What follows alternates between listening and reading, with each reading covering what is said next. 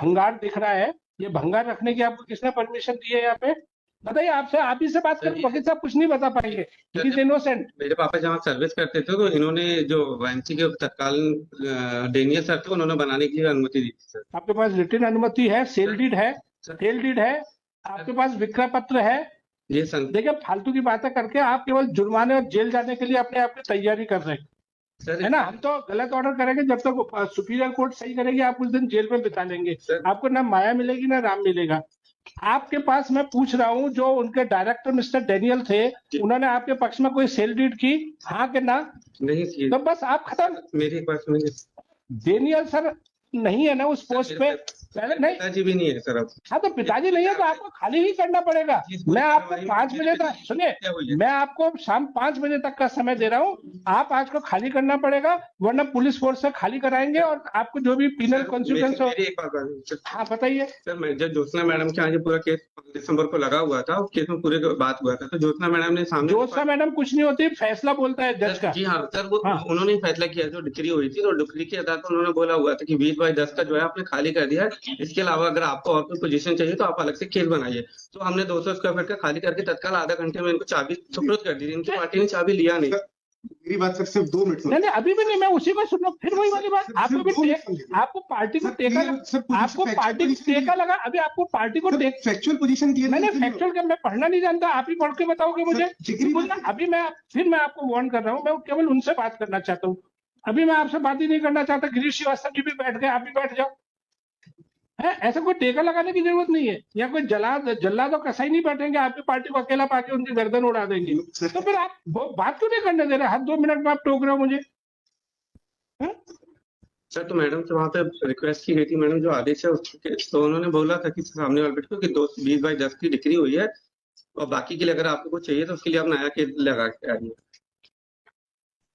हमने वहाँ पे उनसे क्लियर मांगा था कि मैडम ये पूरा क्लियर है कि 20/10। ये कमरा 20/10 में बना हुआ है श्रीवास्तव? 20/10 का कमरा और एक शेड है 20/10 का। अपन वो देख लेते, डिग्री देख लेते, डिग्री देख लेते।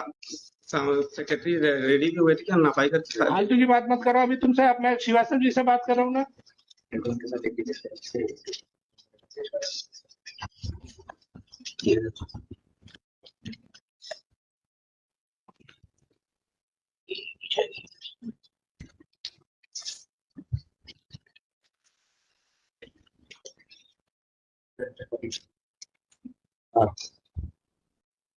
कच्चे कमरे जिसका क्षेत्रफल 20/10 है।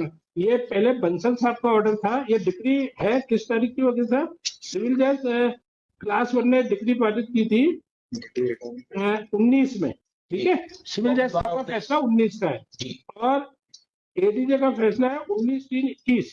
फिर आप यहाँ अपील में आए 28 अक्टूबर 2022 को, ऑनरेबल बंसल साहब ने, है ना, आपने अपनी अपील वापस ले ली थी। मोहनलाल जी, है ना, आप उन्हीं के बेटे हो ना मोहनलाल जी के, वो अपील वापस ले ली थी और इन शर्तों से अब आप बंधे हुए हो।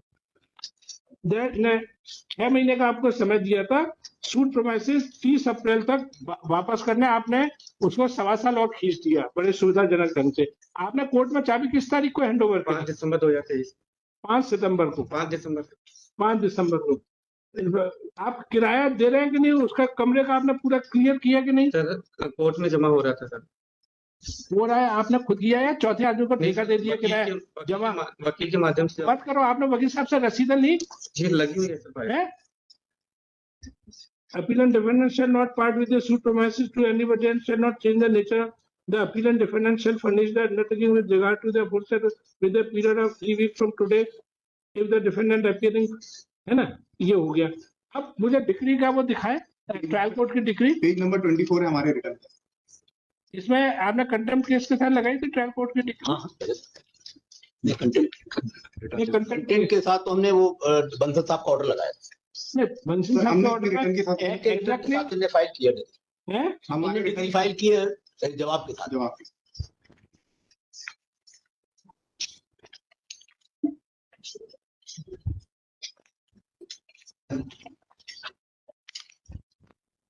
इसमें ट्रायल कोर्ट की डिग्री और अपीलेट कोर्ट का जजमेंट, इनकी अगर बात ये आ रही है कि साहब ये उसमें डिग्री में था, ये नहीं, तो दोनों का वो देखना पड़ेगा। इसमें दिख नहीं रहा। नहीं, इनके जवाब जो दिया सर, जवाब किया है उसके साथ मैंने डिग्री। दिखाओ कहाँ है? सब फाइल किए हैं, कल आज आपने जवाब कब दिए? कल दिया सर अपलोड हो गया ऑनलाइन। ये सर उसकी कॉपी है सर। ये यही तो है कि कल आप- अपना दिखाओ। अब आप हमें डिमोन्स्ट्रेट कर रहे थे और जिस चीज को आप पढ़ के कोर्ट का अपना टाइम वेस्ट करते वो अभी रिकॉर्ड पे नहीं आई है क्योंकि आपने कल शाम को फाइल कल आपने आदेश किया था यार आदेश किया था तो कुछ गलत तो नहीं किया था ना। आप ही के आप कल तैयार नहीं थे तो ये कोर्ट का ड्रॉबैक थोड़ी हो गया। ये तो आपका ड्रॉबैक है कि आपने डॉक्यूमेंट टाइम से फाइल नहीं किए। आप लोग तो इंतजार करते हैं कि जब लगेगा उसके बाद 1 2 दिन 4 दिन का समय मांगेंगे तो अपना इच्छा ही नहीं है कि अपन डॉक्यूमेंट फाइल करें। Page number 24।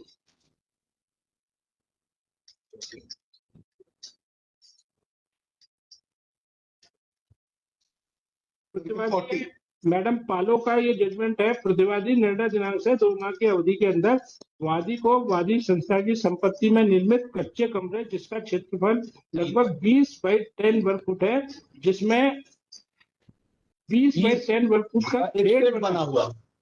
हाँ तो कमरा और शेड, ये कमरे को शेड को कमरे के अंदर ले रहे हैं, ये इनकी परेशानी। नहीं सवाल यह है कि उस कमरे का साइज नहीं नापा नहीं 20 बाई 10 का कमरा लिखा हुआ है सर। नहीं जब 20 बाई 10 वर्ग फुट है जिसमें उसी का शेड के इन्होंने 2 पार्ट कर लिए। 2 पार्ट, एक खुला हुआ स्थान है एक में कमरा बना दिया। अच्छा तो आप अपना डिग्री देखिए। अब आप जितना चाहे बोले। हाँ अब आप पूरा बोलिए बताइए। अब मैंने आपके केस की नब्ज पकड़ ली। आपने 20 बाई 10 फुट का इनको कब्जा सौंपा हाँ के ना? जी हाँ कर दिया सर। फिर वाली बात यार तुम अब तुम वकील साहब को ही बोलने दो। तुम नहीं समझ रहे हो वो कमरे का साइज क्या है 20 बाई 10 का सर। और वो शेड अलग से है। जी तो फिर एक कमिश्नर बेदी साहब कहाँ है? फिर बेदी साहब को भेजना पड़ेगा नपाई करने। नापा नहीं है उन्होंने कमरे का साइज। 5 दिसंबर से इन्होंने बोला था हम आएंगे नापने, अभी तक नहीं आए। नहीं वकील साहब इसमें हल्की सी ये प्रॉब्लम है कि ये गलती हो सकता है कह रहा हो लेकिन इट रिक्वायर्स कि उसके कमरे का अपन नाप तो ले लें। इनसे पूछ ले शेड का कब्जा दिया है, कहती सी बात है। नहीं शेड का कमरा वो कह रहा है तो चाबी तो वो नजारत से डिस्ट्रिक्ट नहीं से उठा उस सकता कमरे की चाबी दे दी इनने। हाँ। शेड पर ये अपना कब्जा रिपोर्ट में कहा है कि शेड में कब्जा जमाए हुए हैं, शेड का कब्जा नहीं दे रहे हैं। मैं ये कह रहा हूँ सपोज उस कमरे का साइज ले ले। एरिया वो जरूरत होगी मतलब वो मतलब इतना है ना। ठीक है ठीक तो हाँ बेदी साहब को भेजो। बेदी साहब को बुलाओ।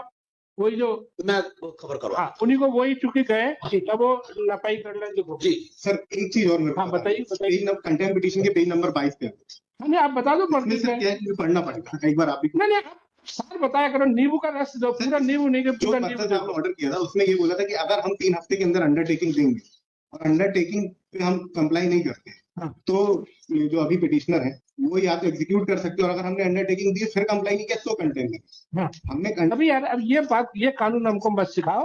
आपने पार्शियल का अगर कंप्लायंस किया तो भी आप कंटेम्प्ट में जेल जाओगे। अगर कोर्ट ने कहा कि 100 रुपया देना है अगर आपने 99 रुपये दे दिया तो 1 रुपये के लिए जेल जाओगे। एग्जीक्यूशन प्रोसीडिंग्स फाइल करने के लिए उनको लिबर्टी दी थी। अगर हम अंडरटेकिंग नहीं देते नहीं तो एग्जीक्यूशन ये ऐसा लिखा नहीं उसके साथ अब यहाँ ऑनरेबल बंसल साहब का आदेश हो गया है राइट। उसी आदेश में क्या उसी आदेश में पेज नंबर 22 से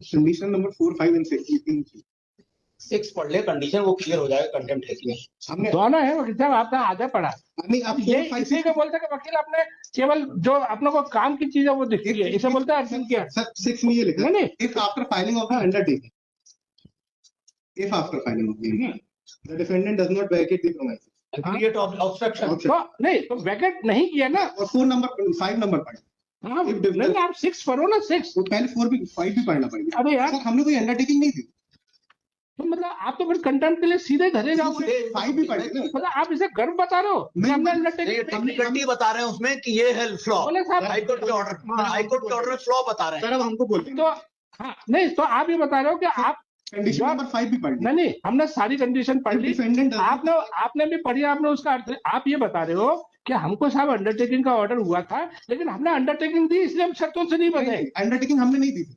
कंडीशन नंबर क्यों 5 नहीं दी? सर 5 तो पढ़ लीजिए सर नहीं क्योंकि हमने चाबी दे दी sir.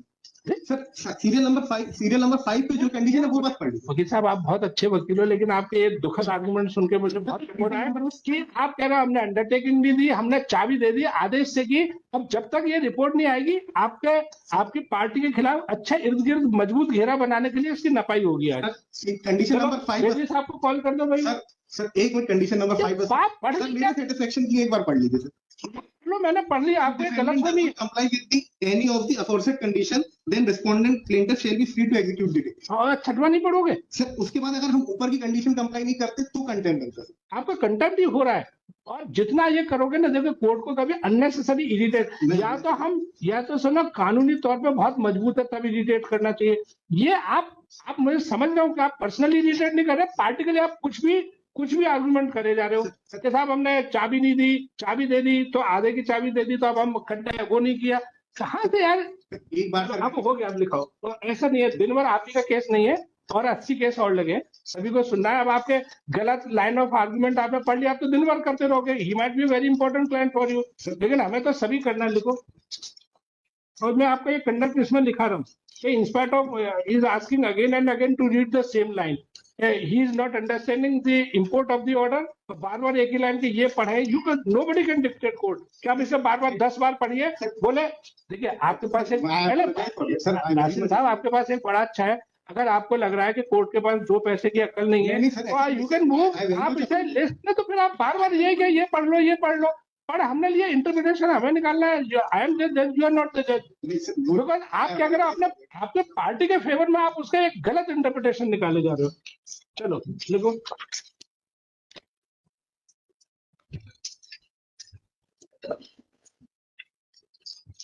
For the petitioner learned counsel Shri Girish Srivastava, और रेस्पोंडेंट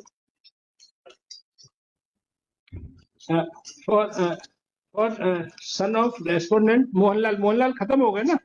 मोहनलाल, आपका शुभ नाम? सर प्रदीप कुमार है? Sir Pradeep Kumar, Brajesh Kumar, Pradeep Kumar Pradeep Kumar sir, Pradeep Kumar, ji Pradeep Kumar appears in person along with his counsel learned, है ना? शीर्षक, हाँ शीर्षक, ठीक है, यस सर, है ना? Next, it is submitted by learned counsel for the petitioner that report of the commissioner Shri